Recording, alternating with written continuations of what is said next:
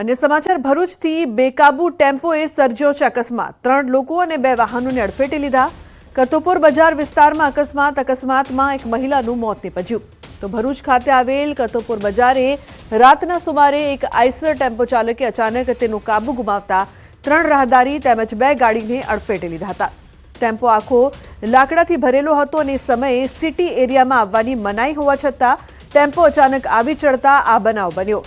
Tempo ચાલકે એક મહિલાને અડફેટે લેતા એનું કરુણ મોત નીપજ્યું હતું।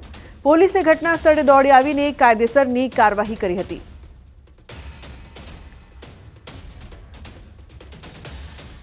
तो आ तरफ अमदावाद जिल्लाना धंधुका नजीक केदुरा रोड पर अकस्मातनी घटना बनी है। द्वारकाधीश होटल पास इको कार पलटी खाई गई, जेमां मध्यप्रदेशथी श्रमिको भरी जूनागढ़ जता कारना ड्राइवरे स्टीयरिंग परथी काबू गुमावता अकस्मात सर्जायो हतो। अकस्मातमां कारमा सवार 12 जेटला श्रमिको इजाग्रस्त थया हता, जेमां एक बाळक सहित 3 जेटली व्यक्तिओ गंभीर रीते इजाग्रस्त थया छे।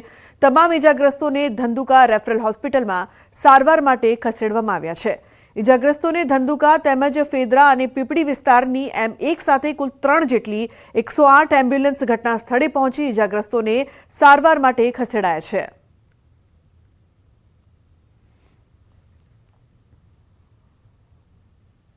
तो अन्य समाचार अमदावादथी सामे आवी रह्या छे। अमदावादना वटवामां एक युवक लोहीलुहाण हालतमां बाइक परथी पटकायो।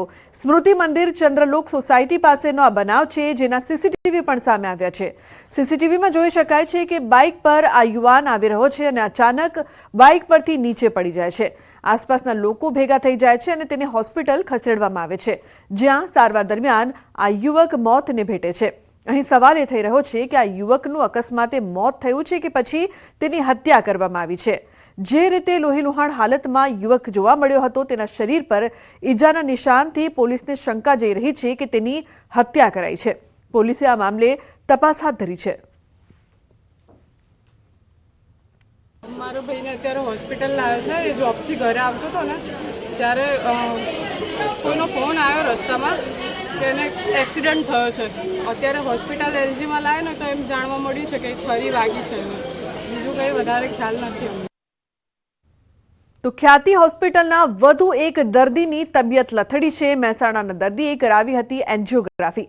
ખ્યાતિ હોસ્પિટલમાં એન્જિયોગ્રાફી કરાવેલ દર્દીની તબિયત લથડી। બોરીસણા ગામના કાંતિલાલ બબલદાસ પટેલની કરાઈ હતી એન્જિયોગ્રાફી। એન્જિયોગ્રાફી કરાવ્યા બાદ તબિયત લથડતા કડીની ભાગ્યોદય હોસ્પિટલ ખાતે એડમિટ કરાયા। દર્દીની તબિયત વધુ લથડતા હાલમાં વેન્ટિલેટર ઉપર રખાયા છે। મારા ફાધરના ખ્યાતિમાંથી લાયા પછી તબિયત એકદમ આટલી લથડી। કેટલા દિવસ લાયા પછી લાયા પછી એક દિવસ તબિયત સારી રહી જ નથી। આજે વધારે લથડી એટલે હું ભાગ્યોદયમાં બતાવવા આવ્યા તે અમને દાખલ કરી અને વેન્ટિલેટર ઉપર। तो ख्याति હોસ્પિટલમાં 2 દર્દીના મોત મામલે ફરિયાદની તપાસ ક્રાઇમ બ્રાન્ચે શરૂ કરી દીધી છે। ક્રાઇમ બ્રાન્ચે આ હોસ્પિટલમાં પહેલા ફરજ બજાવતા ડોક્ટર અને સ્ટાફના નિવેદન નોંધાવવાની તજવીજ શરૂ કરી છે। હોસ્પિટલના સંચાલકો દ્વારા રાજ્યભરમાં અલગ અલગ જગ્યાએ કુલ 19 જેટલા મેડિકલ કેમ્પનું આયોજન કરવામાં આવ્યું હતું। ખ્યાતિ હોસ્પિટલમાં વર્ષ 2022થી થયેલા તમામ ઓપરેશન અને પીએમજેવાય યોજનામાં થયેલ દર્દીઓની સારવાર અને મૃત્યુ પામેલા દર્દીઓની માહિતી ક્રાઇમ બ્રાન્ચે મંગાવી છે। हाल समग्र मामले क्राइम ब्रांचे एक आरोपी डॉक्टर प्रशांत वजीराणीनी धरपकड़ करी। तो वडोदरामां 2 दुकानमां लागी छे भीषण आग। रोड पर उभी करायेली 2 दुकानमां आग लागी छे। पंचरनी दुकान अने पानना गल्लामां आग। स्थानिकोए आग बुझावવાનો प्रयत्न कर्यो, परंतु आग વધુ પ્રસરી। आखरे आग काबूमां नहीं आवता फायर विभागनी मदद लेवाई छे। गाममां प्रवेशता ज दुकानोनी लांबी कतारो पैकी 2 दुकानो आगमां संपूर्ण स्वाहा थई गई। रोड पर नड़तररूप गैरकायदेसर बांधेली दुकानो अने केबिनो दूर करवा अनेक वखत कराई छे रजूआत।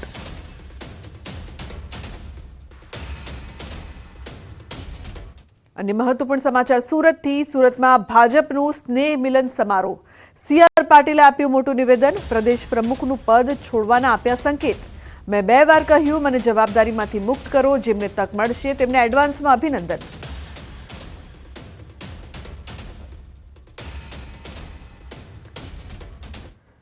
કોણ હોદ્દા લઈને હું બેઠો છું? સાંસદ છું એટલે કેબિનેટ મિનિસ્ટર પણ છું અને પ્રદેશનો અધ્યક્ષ પણ છું। હું પોતે મેં 2 વાર રજૂઆત કરી છે કે કોઈને જવાબદારી સોંપવી જોઈએ, પણ હવે મને લાગે છે કે ઝડપમાં આપણે નિર્ણય તરફ જઈ રહ્યા છે. ઘણા બધા નવા સંગઠનની શરૂઆત કરવાની સૂચના અમને ગઈકાલથી મળી છે. એટલે નવી જવાબદારી સાથે નવા યુવાનો સાથે આપણે આગળ વધવાના છીએ. જેમને નવી તક મળશે એમને એડવાન્સમાં અભિનંદન. તો વાવ પેટા ચૂંટણીના અપક્ષ ઉમેદવારને જવાબ માવજી પટેલને આપ્યો સણસણતો જવાબ. માવજીભાઈને પાટીલનો પાવર ઉતારવો હતો. આ મારો પાવર નથી, કાર્યકરોનો પાવર છે. વાવમાં એક અપક્ષ ઉમેદવાર ભારતીય જનતા પાર્ટીમાંથી કોંગ્રેસે પ્લાનિંગ કરીને પ્રી પાર્ટીશન કરી નાખ્યો અને એક માવજીભાઈ પટેલને ઉમેદવાર તરીકે ઊભા રાખી દીધા. એ માવજીભાઈ એમ કહ્યું કે મારે પાર્ટીનો પાવર ઉતારવો છે. હું ત્યાં એક જ દિવસ લગભગ 2 કલાક માટે ગયો હતો. કાર્યકર્તાઓની સાથે મેં ચર્ચા કરી અને કાર્યકર્તાઓને મેં કહ્યું કે પાર્ટીનો કોઈ પાવર જ નથી, પાવર તો કાર્યકર્તાઓનો છે. પાવર તો ભારતીય જનતા પાર્ટીના કાર્યકર્તાઓનો છે. હવે આ પાવર કોનો છે અને એનો સાથ કોને ચખાડવાનો છે તમે નક્કી કરી લો. તો બનાસકાંઠામાં વાવ બેઠકની પેટા ચૂંટણીમાં જીતને લઈને અલ્પેશ ઠાકોરે નિવેદન આપ્યું છે કે ભાજપ ધારાસભ્ય અલ્પેશ ઠાકોરે કહ્યું કે નકારાત્મક રાજનીતિની હાર થઈ છે. કોંગ્રેસ પર નિશાન સાધતા અલ્પેશ ઠાકોરે કહ્યું કે મેં જ્યારે રાધનપુરની ચૂંટણી લડી હતી ત્યારે થોડા મતોથી મને હરાવ્યો હતો. ચૂંટણી વાવમાં હતી અને મારા વિરુદ્ધ પણ પ્રચાર કરાયો. હું વાવ વિસ્તારમાં જઈ ન શકું તેવા પ્રયાસો કરવામાં આવ્યા. ઠાકોર સમાજે આજે એક તરફી મતદાન કરી વિરોધીઓને જડબાતોડ જવાબ આપ્યો છે. કોંગ્રેસ આવી અને જે પ્રકારનો નકારાત્મક પ્રચાર કરે, ચૂંટણી ચાલે વાવની, હું ધારાસભ્ય છું ગાંધીનગરનો, તેમ છતાં મારા માટે, અમારા આગેવાનો માટે, પાર્ટીના આગેવાનો માટે વ્યક્તિગત ટીકા ટિપ્પણીઓ કરતા હતા. આ એવા લોકોને જવાબ છે. તો વાવમાં ભાજપની જીત બાદ પૂર્વ ડેપ્યુટી સીએમ નીતિન પટેલે પ્રતિક્રિયા આપી છે. કહ્યું છે કે કોંગ્રેસ પાર્ટીએ ખૂબ જોર લગાવ્યું હતું પરંતુ તેમના બધાના હાથ નીચે પડી ગયા. શરૂઆતમાં કોંગ્રેસ આગળ હતું પરંતુ અમને વિશ્વાસ હતો કે પાછળથી અમે આગળ નીકળી જશું. મતદારોએ ભાજપને ખૂબ સમર્થન આપ્યું અને મતદારોએ ભાજપને જ્વલંત વિજય અપાવ્યો છે.